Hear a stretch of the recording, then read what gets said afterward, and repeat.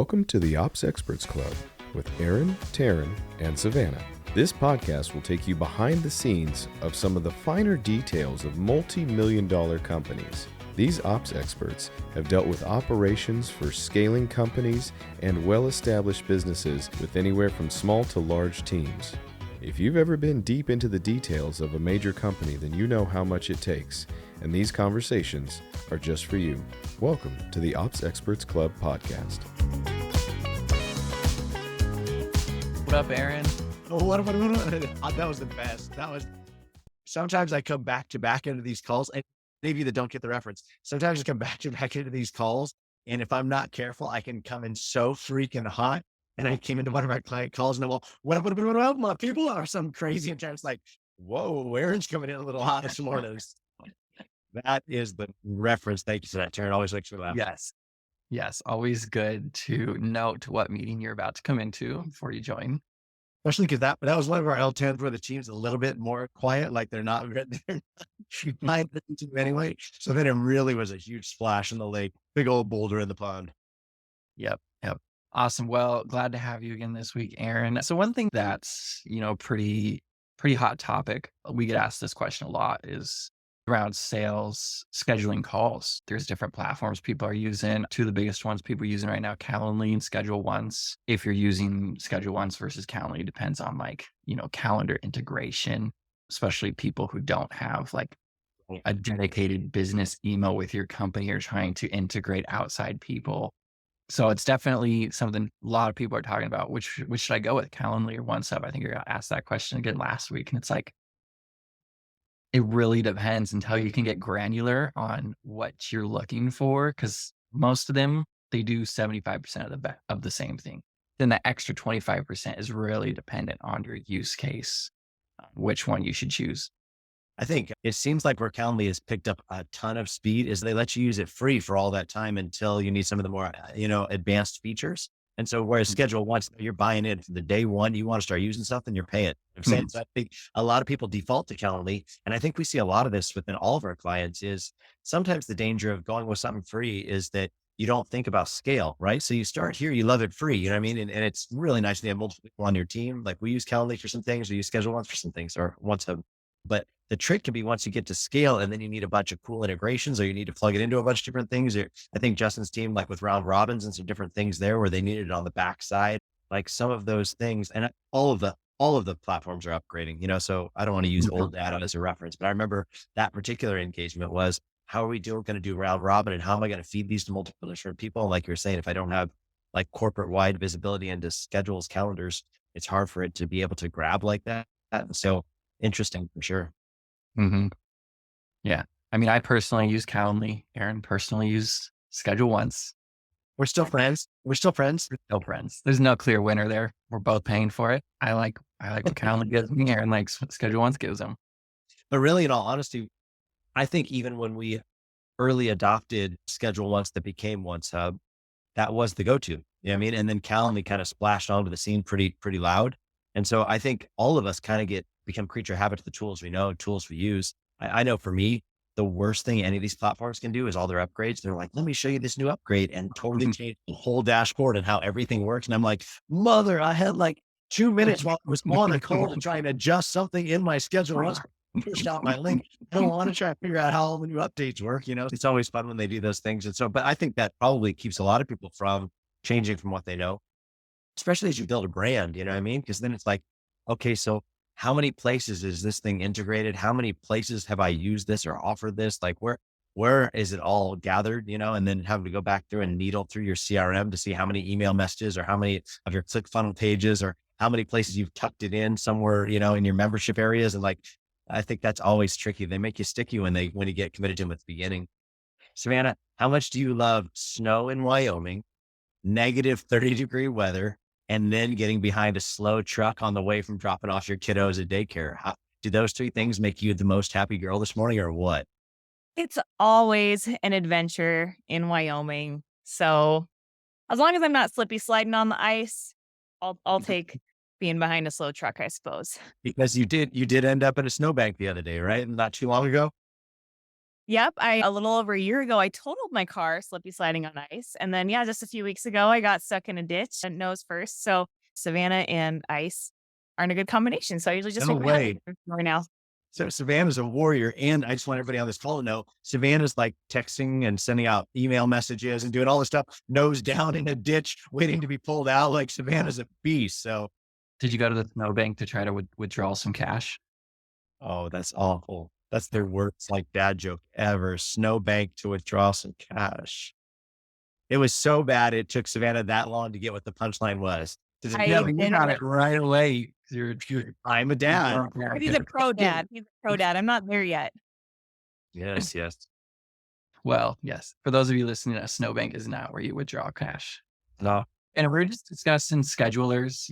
We always get asked which ones to use. Schedule once versus Calendly. That's what we're discussing. I use Calendly. He uses Schedule once. Got any further thoughts on that? I've only used Calendly. I personally love Calendly. Does Schedule Once have a free version? That's exactly it. Bang. We just talked about that. And this is how I think that Calendly just scoops up the table is they offer everybody the free versions. And then Terryn and I were talking about it until you get in so deep and you're like, is this going to integrate with everything I want? And then you're like, oh, no, but we're really committed. So I think they make you sticky. For basic folks like me, it's great because I only need like the half-hour scheduler. And then, of course, I can extend it if I need to, after the fact. And then I can set up my availability so easily. So you get a lot for the free part if you're just one person. Like, I don't want to dog on free. We always advocate for free. Every client we pick up, we advocate for free as long as you can ride free. I just think realizing at some point when you do have to make that purchase, then there may be the question of, is this free platform still going to be what's best for us? And how deeply integrated is it? We're in a very precarious situation with Asana right now of, we've got 15 members on the team. That's what Asana gives you for free. And I'm like, do I want to pay $8 for all 15 people every month? Like, nope, that guy doesn't need to be in here anymore. That guy doesn't need to be in here anymore to try and keep us in the free. So it's always buying those freebies. They suck you in. Yeah. I love how they've figured out how to hook you. It's with the integrations. They're like, we're going to let you use this, but we know eventually you're going to want to integrate it. And once you want to integrate it, that's when you'll upgrade. Or dashboard reporting, right? That's the other one where they get you by the neck. There's like, oh, do you like all this data we've been aggregating for you? We would love to show you if you'll just buy into this da-da-da-da-da. I'm like, I just asked him the other day, I'm like, it just sent you the screenshot. I'm like, do I do it for Asana? Because I wanted to know some of the metrics. And he goes, don't do it. Don't do it. It's not that important. Yeah. I think another thing that McCall really touched up on is, when you're trying to ask somebody, what do you do? And it's like, you freeze. You're like, we're kind of doing a little bit of everything here. We're a small team. What do you mean? What do I do? What don't I do? That's my favorite part about when I made my LLC, where they're like, what services do you do? And I'm like, other. Consulting is so broad. We just do consulting. Yeah. Well, I learned that it's, you really bring up a lot of red flags if you say consulting work. So I always just put project manager. Yeah, it's smart. 0 red flags. Every business has one across the board. I will say, but what I found the danger was because obviously, especially at the Collab team, like really we're in that weird zone of what do we do? At least like calls to sales engine. That makes sense. You have marketing firms, that makes sense. But when it comes to what we do, we're like an operations consulting company. Truly, that's what we're doing. And we also play the middleman, right? Where we'll jump in and we'll hold the space for a team and then we'll help them recruit and bring people in and fill our spot. So it's like, where exactly does that fit into the spectrum? And so I found that because I use project manager all the time up for a bit, but then when I started talking to people, they're like, but what do you do exactly? And then I realized, that just doesn't fit for everything that when I started explaining it. But I think for the IRS and being able to declare something to the Fed, I think project manager sounds good, Terryn. Yeah, it's pretty good. Awesome. Well, I'm going to open up another section of the call today that we like to call Cool Tools. Cool Tools of Terryn. Everybody's been talking about this one, so I figured why not give us a chance to talk about it. I even saw Pace Morby talked about it on stage for like an hour, one of our clients, bringing it up there. Pretty cool conversation he had. It's a pretty cool tool, and it's a little bit controversial right now because robots taking over, people are pretty scared of. And as soon as you start talking about a robot being able to do something way faster than you can do, to me personally, I think that's a highly productive tool, because it's not taking my job, it's streamlining my job. But for some people, yes, I understand. My friend, I just asked him if he'd heard of it. And he was like, that's funny. I just wrote an economics paper in my class about how ChatGPT is like ruining education because people are writing papers with it. It'll write a whole paper for you. It'll write a book report for you. Wow. So I did spill the beans. We were talking about ChatGPT right now. First heard about it maybe 3 weeks ago. And then after that, I just kept seeing it everywhere. So it's pretty cool. I mean, I haven't even got to be inside of it yet. So I'm excited that are you going to take us on any kind of tours? Do we get to see anything? Yeah, I'm going to show you a real use case that I found for it with Lauren's work, messing with it with my work every once in a while. I just found some fun stuff. So then I'm going to show you guys a useless case. Yes. I love it. A use case and a useless case. And I just want to go on record as saying, I usually advocate always for Arnold Schwarzenegger and Terminator's quote about like, don't trust the machines. You know what I'm saying? So I'm a little bit apprehensive. So win me over, Terryn. Mm-hmm. I'm going to show you what I found out to be a pretty cool way. I was thinking about this. It basically, you can feed it information and then ask a question about that. Or you can ask an open-ended question and it knows everything about the internet, limited to before 2021. So you can ask a lot of stuff. So what I did is I took an SOP video I created for somebody. I went over here to the transcript button and copied it.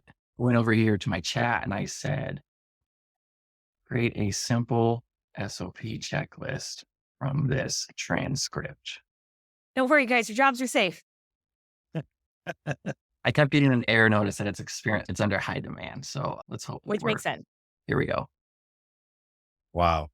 See, what's cool about this though, watching it go is like watching the steps. I feel like the steps are like a little bit long. And so this is an example of where it doesn't replace you because you're still obviously, you need a human to go through and look at it. And then like, we're probably going to like simplify a lot of it, right? Like we're going to like change terminology of it. We're going to simplify the way that it's worded. So it just made it something that takes maybe an hour. Maybe it's going to take us 15 minutes now. Yeah. This is complete. And it got a few errors I can go through. I can update those real quick. But it makes it so I can give a video tutorial and then I can just drop in a simple, quick checklist. I can even say, make it shorter and simpler. Crazy. Love it. That's it. Let me just narrow it down even more. So, I mean, that's a pretty cool way that it's utilizing just information you can feed it rather than information it can get in the world. Is you can just paste in a transcript. You can probably even, another cool way you could probably try it is if you're using Fathom, maybe you can paste in your transcript from Fathom and say, pull out all to-dos. Wow. And see if maybe it pulls out every time something was asked of somebody to do. Sounds awesome. So I love this part of it. I'm excited to see what else I could do with it. But it's definitely going to help me just create that SOP checklist. Because whenever I give a video, I always like to just give a quick checklist so that when you're doing it 6 times later, you don't need to watch the video. You just want to make sure you're hitting those items real quick. It's pretty amazing, Terryn. You scared, Aaron? No, I think it's badass. I love it. I think that's incredible. I've heard all kinds of contexts of people talking about this. Like, just like I had never heard somebody writing their papers and all that stuff that you were talking about, man, just debunking education. But I will say, I was talking to a client the other day and he's like, so man, financials get really complex for me and I have a really hard time understanding it. So I went to ChatGPT and I typed in, explain to me a simple way of understanding how to work. And he's like, it was amazing. It processed the whole thing all out for me. I've almost read through it. I'm like, that actually makes sense. Like, so I think it's pretty crazy. With the reports and everything, like, I mean, if you think about it, even before the internet, people have been finding a way to like cheat on their homework for, it's a tale as old as time. And kind of like the AI that I've been mostly focusing on and the controversy on that has been like the art side of it, because that's been a huge thing. And there's like hallmarks that you start to notice in like little distortions, and you start to like recognize what those distortions are pretty quickly after you look at it. Like the human eye just kind of notices things that aren't human. So if a teacher is going through their paper, like I feel like there's probably going to be tells if a student is like having it write the paper for them and they're not taking the time to go through it and make it their own. Like there's going to be things that I think will be probably like easily recognizable from a teacher to be like, use the AI for this. Mm-hmm. Terryn's got No tells. problem. I'll tell you what, when I play poker with Terryn, he's got a tell. I know exactly when he's cheating. I know exactly what he's going to do to try and beat me. I know it. Mhm. Yeah. It's when I start singing, you got to know when to hold them, know when to fold them. So, Did you have a non-work case? Yeah. So the one that I have, I did not create it, but it's something that came up this week, and it's someone actually combined ChatGPT and Midjourney, which is the visual one that I was just talking about that's like super controversial. And so someone used ChatGPT to put in descriptions of Lisa Frank. I don't know if you remember Lisa Frank from the 90s, the super rainbow unicorns, aliens, leopards, and then also put in information on Frank Lloyd Wright, and then made Midjourney prompts that made Lisa Frank Lloyd Wright. So let me, Exciting to show us. I'm going to show you. Oh, Can you see it? yeah. Yeah. Crazy. wow. Wow. These are all computer generated, you say? Yeah. So this is using Midjourney, which is currently mostly free in Discord. And you can create some really cool stuff in there, but that's where where a lot of the controversy is stemming from on the art world, because they have fed in all of these artists' content so that so that it knows their style. So you can basically say, like, I want this portrait of this person. Here's a photograph in this artist style. And then it'll give it to you. And so obviously that's a big scary thing for a lot of artists, because artists already don't really make a lot of money. But I'm actually like, I'm the only artist in my circles that's like, I think it's kind of cool.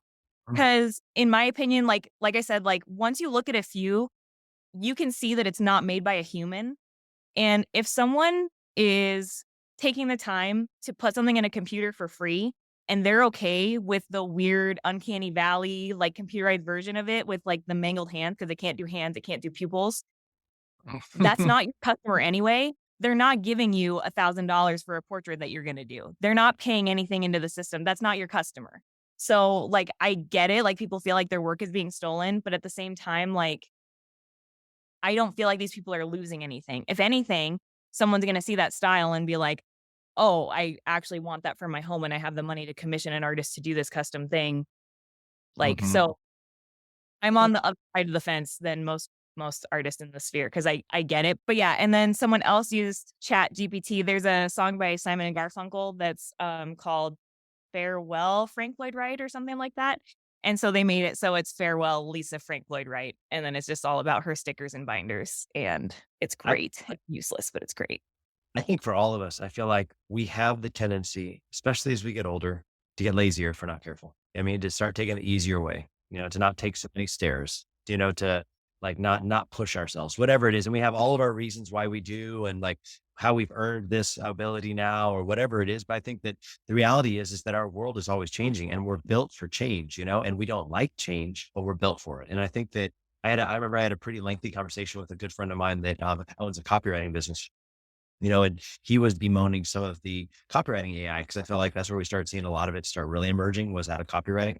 And, he was bemoaning some of it, but what I told him was, bro, I think that you should rethink how you're looking at it. Cause what you have as an advantage with customers is sometimes they don't know how to ask for what the magic is. Yeah, that there's good copy that come out of that, but the best hooks, and the best lead in questions, and where you want this to go. And I think if you can change your business model from the actual writing to actually how do you consult somebody on how to use AI for their copywriting, that just opens up a whole new marketing segment that's a lot less cumbersome and heavy on you to bear, because something else is helping with the lift. If you can just begin to rewrap your business model to make yourself still the expert, like that's the change that I think all of us should be working towards. And even for us, I think all of us are always, technology as it grows, it's always going to edge us out if we're not careful, unless we begin to find the sweet spot of how do we bring our expertise into a way that we can begin to shape the conversation or shape whatever it is that comes on the back. And I think ChatGPT is a great example of that. Like Terryn has to have the right questions that he's asking, and he's got to be able to look at what he needs. And then the consulting in that would be, okay, so what are the best set of questions to get the best results? And how can we then have the machines, have the automations, do the heavy lift, but then we're still the ones that are providing some of the directive and the smarts. Mhm. Yeah, I agree. And I think there's like wanting to utilize these things for laziness. Like you said, like, I want to do less work, so I'm just going to make this do it for me. And then there's wanting to utilize it for efficiency, to where if I can save minutes on an SOP, I'm not just going to go watch TV for 10 minutes because I did that. I'm going to move on to something else and spend that 10 minutes on something that only I can do. ChatGPT still can't create the multi-level process that is very specific to this company, their applications, and their needs that went into this SOP. It can just dissect a bunch of information. I fed it and spit it out in a pretty way and save me 10 minutes, and I move on to another SOP. It's fun to see, progress. I mean, obviously things are always going to change. We can't stop change. We can't stop these things from happening. People always reference when cars were invented, everybody thought the guy that created wheels for horse and buggies would go out of business. It's like, okay, well, maybe he did go out of business, but new people had to go into business to create wheels for the new cars. So it's like, although some things that are created put other things out of business, they also provide opportunities for new things that you can move into. So it's just always trying to remember, not to die with these things that are being replaced, but then move with them. Like Aaron said, okay, how can you turn that into an advantage? When I realized that's a really good skill set to have. That's something we love showcasing in here on Ops Experts, is everybody that's in this workspace that's always changing, evolving, all those different new apps, integrations, all the apps you use, upgrading constantly so you don't even know how to use them anymore. It's 1 year later and you're like, but I thought I could do this. And it's like, no, we took that off. We didn't like it. And it's like, why did you not console me? I loved that. People have felt kind of like stagnant in tech for like a few years. Like, I feel like people are even talking about, like, we like went through this huge, really fast, like acceleration of things. And then we've kind of slowed down a little bit. And so I feel like this is like a really fun, like, we picked up the pace again. And I think honestly, like the stories that we all love to listen to and be a part of are the hero's journeys, right? The ones where it's not like just everything was just even and cool and my life was really easy and then I died. Like, nobody wants to hear that story. Like, we want to hear, like, what were the dragons you slayed, man? And what were the dark days where you thought you weren't going to see it out on the other side? And like, tell me how you fought your way through that and give me some inspiration on how I can fight through mine. And I think things like this, new introductions in the market space, to Terryn's point of the guy that was making wagon wheels had a choice. Like, could he innovate and take what he knew? Because he probably had the front curve, right, of exactly what goes into making wheels, like, and could have taken that and used it to innovate. But instead, he settled on not making innovation. And therefore his hero's journey isn't that exciting. I mean, or like, did he fail and had to go reinvent himself to do something else? And then that's an exciting tale to listen to as well. So if you're discouraged about ChatGPT, then just know this: there's a hero's journey on the other side of it. So find it. Find the curve. Find the curve for all of us.